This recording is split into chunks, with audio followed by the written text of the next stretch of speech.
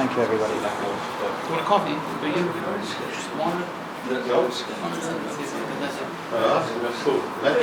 you all for coming. And thank you, Rabbi, for first off just coming to Manchester in general to sort of be Machazik is Indian over here. Just coming to Manchester in general. We're looking forward to some sort of guidance in the realm of dealing with parents, understanding the sugya, and not much more. Can I just give it over to you? Coffee and cake and everything in the kitchen. Feel free to take.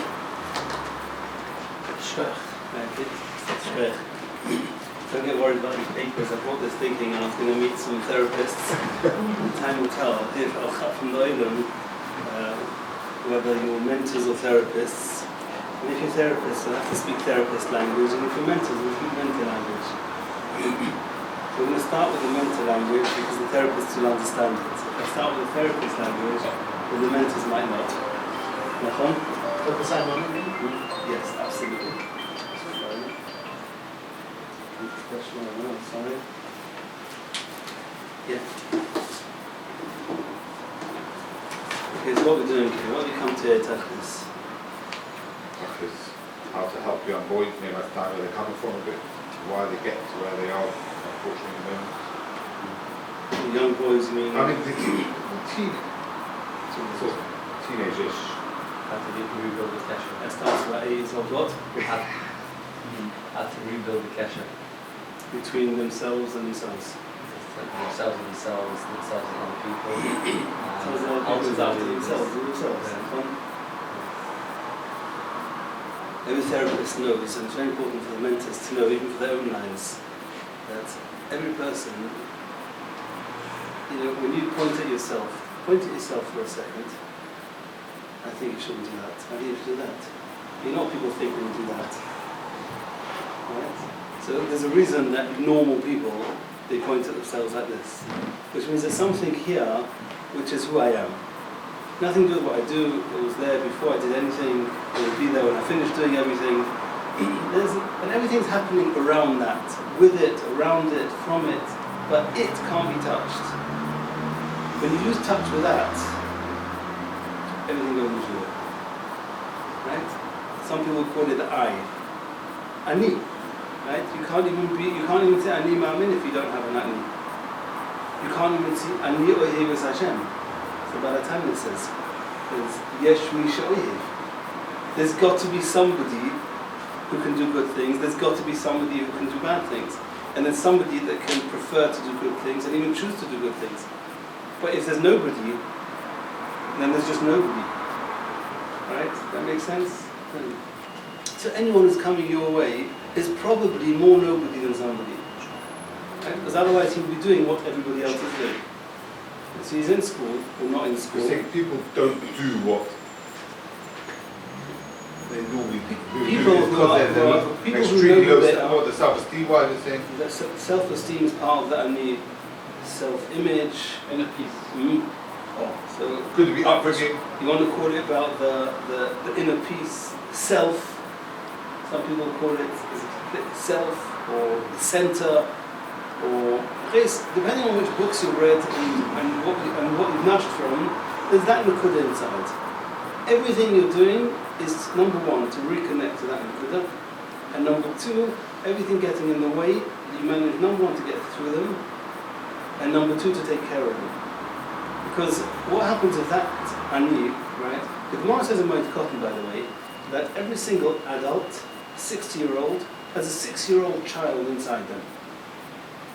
Right? For those who are less versed in Bavli, it's called the inner child. And those who know Shas, that's why it says it in the Gemara. Right? There's an inner child.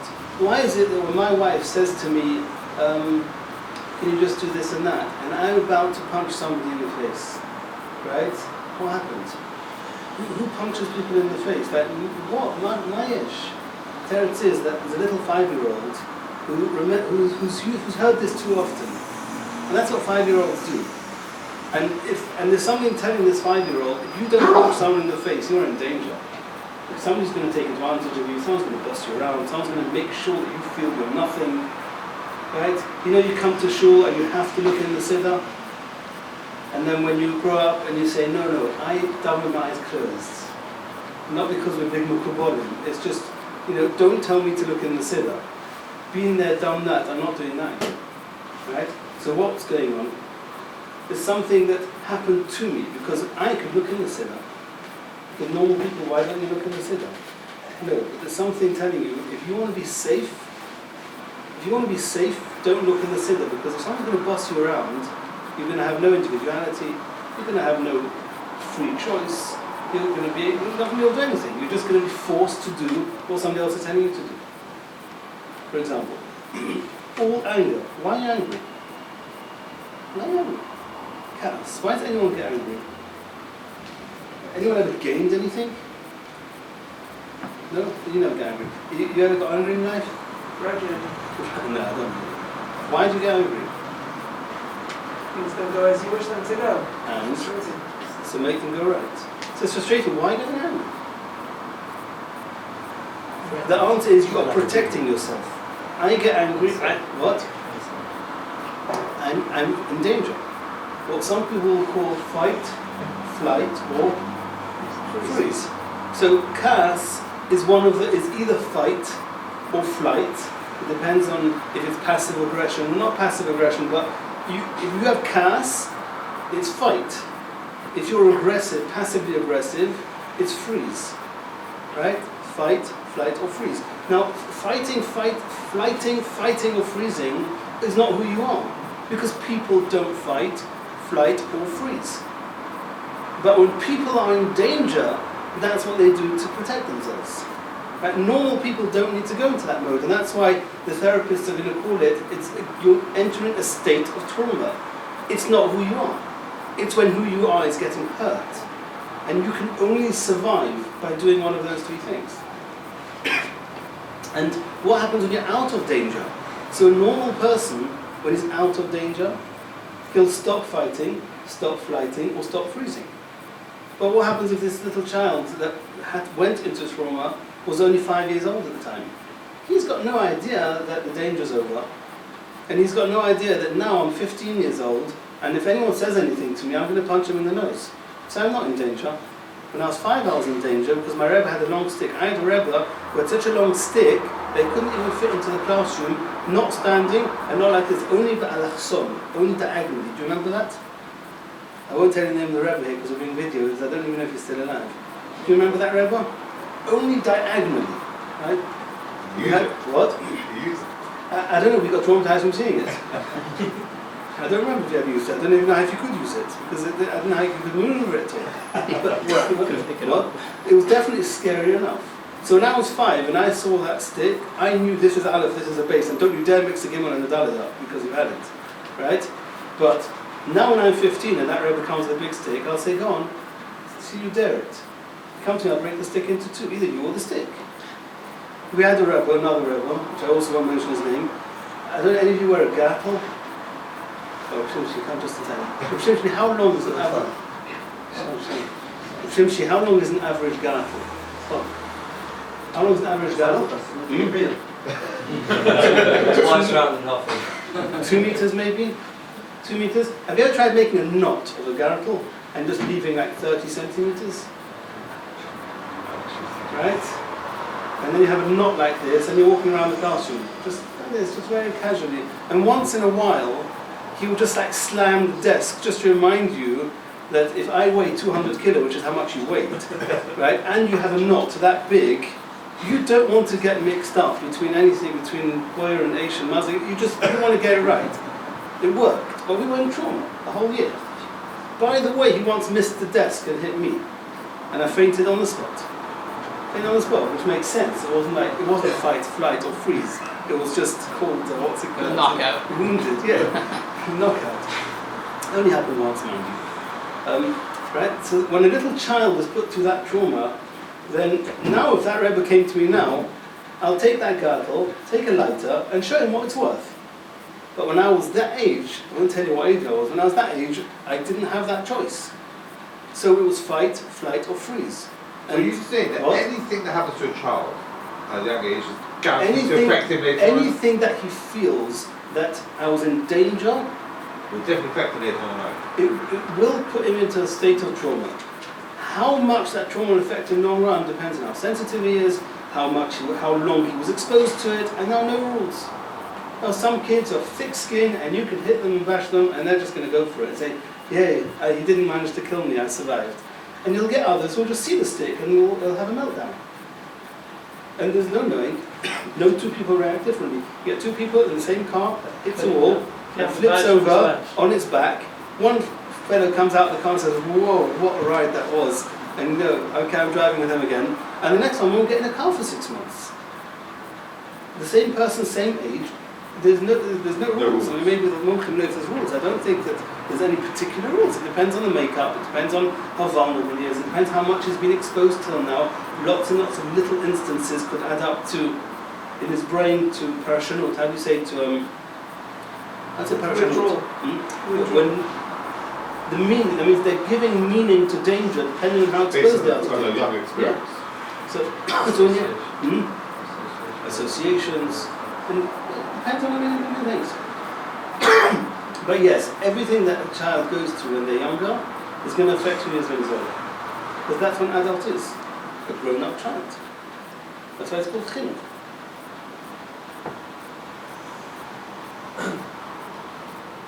On this topic, how would you advise to present the concept, let's say the concept of the inner child in the Gemara, the concept of it, how would you present that when working with the kids or for the parents to be able to make the child aware? With the parents it's easy, because you always sit with two of them together and you ask the husband, what do you have to do for your wife to go crazy?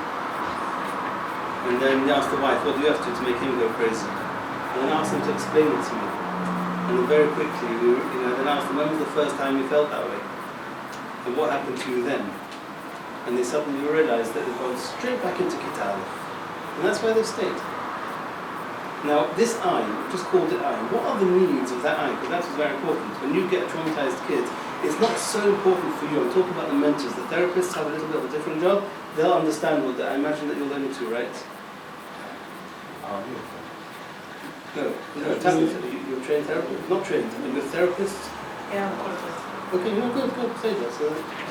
So the therapist said, don't get confused, because mentors are not allowed to be therapists. If you don't know how to deal with what the therapists have to deal with, you'll open up the can of worms, whatever you call it, you won't know how to close it. And that will be a new trauma, right? And therapists know what happens in their offices, and the therapists know their job. Mentors are mentors. I'm talking now to the mentors. You're going to see this child. Don't try and open up that inner child.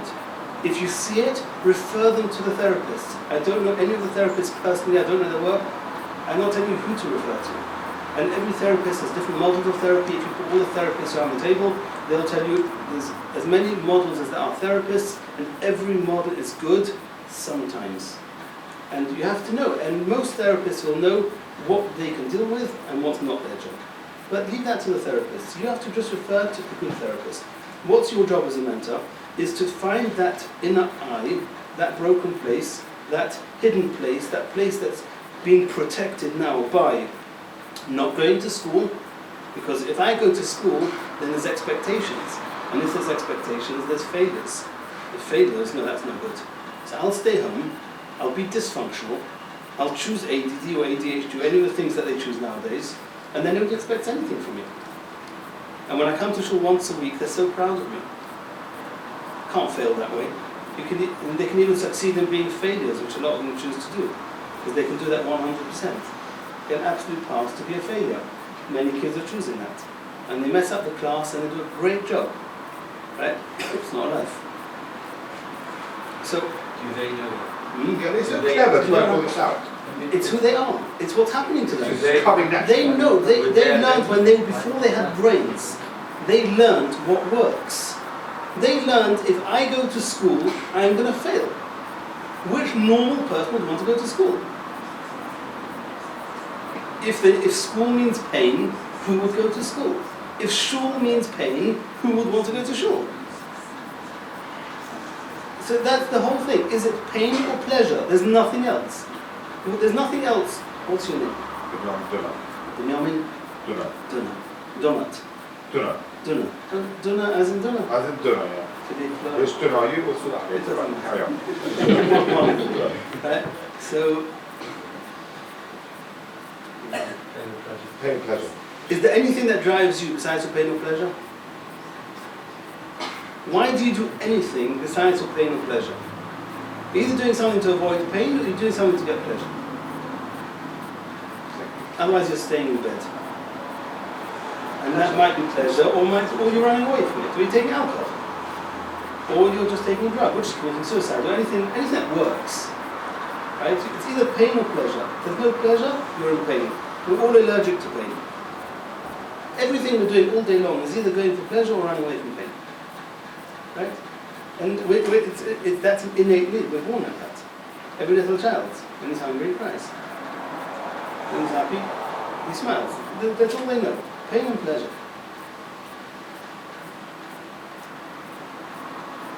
This thing is not brilliant, it's not a clever thing, it's just that's how it is. I mean, you don't think. Absolutely. We're putting the thoughts, we're explaining their actions. So. Correct. That's right. Do you have a better explanation? No, Does the therapist say agree with what I'm without saying? that clever. Is there anything I've said that's controversial? Just doing it. No, yeah. You're waiting. We're waiting, we're here to catch you out. Reacting, it's not always contract. It's not always contract. They're not, that's right. 100%. Subconscious. They're not acting the reaction. It's That's pain, why I not, asked, they're not it's aware. pain, not brain. What? That's why I asked before, they're not aware of this decision they're making. No, they're not aware. That's what I'm saying, it's not something you can sit down with an 8-year-old child and say, you No, know what, you you're can standing make a up for." 15-year-old aware of it. Yeah, that's that. An 8-year-old, you can try. On the level of an 8-year-old, it's not easy. But if you make an 8-year-old at his level aware that the reason he's acting like that was because he was in Aleph, he failed, and he didn't understand the difference between failure and success. And now you can say, you know what, you'll succeed for effort, you succeeded mostly, you'll succeed tomorrow. All those things, a little child in Kitab doesn't know about that. An 8-year-old, you can explain that to him. So the question you said, let's say, about a 15-year-old that's going to shout in his gym, it's when he knows what he's doing. It's not a stuff, it's not. So why is he just not normal? You think because something happens. I don't His know. brain, I haven't got there yet. Yeah, okay. What happens when the eye gets This damaged, the brain gets explanation you scratched. just said now, what age is that? Are you referring to that to? It happens from when he's 1 month old. According to Chazal, from he's 1 month old. According to medical and that, it's from conception. In Chazal, we don't really have in the prayer that if the child is affected, what happens before he's born. But I'm saying in Chazal, a knee starts from 1 month. Those have learned in Hashem's place at Erechim, it starts from 1 month old. Right? I don't I went to a therapist once, and apparently all my problems comes from 3 months in Verto and inside my mother. So No, it's true. I once had somebody who came to me who I'd met just once. He was a biblical, and then he came to me telling a story about his daughter. I don't know why, but something didn't sit right. I said, do me a favor, call your wife and ask her what happened if she went through a trauma during pregnancy. I don't know why. I'm also a bit crazy. So I asked him that. He called up his wife, and she got the shock of her life. She said, I've never in the world told anyone what happened. And she told them exactly what happened to her in the middle of pregnancy. It was a very, very severe trauma for her. And the child was 9 years old. And then it came out. I don't remember now exactly what made me think of this mushigas. And then I did something even more crazy. I told the mother, you go to a therapist and sort out your trauma. Leave the kid. And that was it. 2 weeks later, the kid is back on track. It works. I can't explain it to you. Maybe the therapist can. that's a spiritual concept. Okay. Not necessarily. No, it says in the Tanya. It says in the Tanya that a child remains part of their parents till for the rest of their It's lives. also with trauma. The Israeli government actually just did a huge investment to try and work out with trauma for the kids. There's many kids that are traumatized from the terrorist attacks, and they decided to reallocate the money and focus on the parents because they found when the parents are at peace with the situation, it doesn't transcend to the children. It's logical. It's logical, but it works. Maybe it's the reflective feeling for those around them, the reflective feeling of the parent. His mother hasn't remembered this trauma since it happened. And obviously you don't forget trauma, right? She wasn't packing up. It was in it deep down. It was in her deep down. Now, what happens is when this eye gets in too much of a mess, besides for fight, flight and freezing, what else happens? The brain goes zaza. You know what zaza is? The brain goes... If you take a picture, you can Google fMRI, trauma. You'll see there, I haven't got a picture of it here unfortunately, you can see the picture of a traumatized brain. It's pili glowing. The whole front part of the brain is no electricity, it's black. Nothing doing. Right? And what's the front part of the brain supposed to do? Executive functioning. Authority, consequences, discipline, forward thinking, right? All these things, and it's dead. So I always tell parents, if it makes sense, don't bother. There's no one in. I'm talking about the more extreme cases, but you're all going to get these cases where you're going to try and explain something to him. He's going to explain to you why drugs is not only healthy, it's actually spiritual. Right? They're going to do that to you. And they're going to explain to you why smoking calms you down and stress is much more dangerous than nicotine. Right? And go figure. Don't bother fighting with them. Don't bother fighting with them because there's nothing doing. They're going to have a theory. What? We're on their side. Okay. Maybe a trauma victim suffering from PTSD. You're going through everyone. Going through No, mamish not. Mamish not. Not most people at all. Anyone who wasn't traumatized. So I'm not traumatized. I'm telling you what happened to me as a 5-year-old.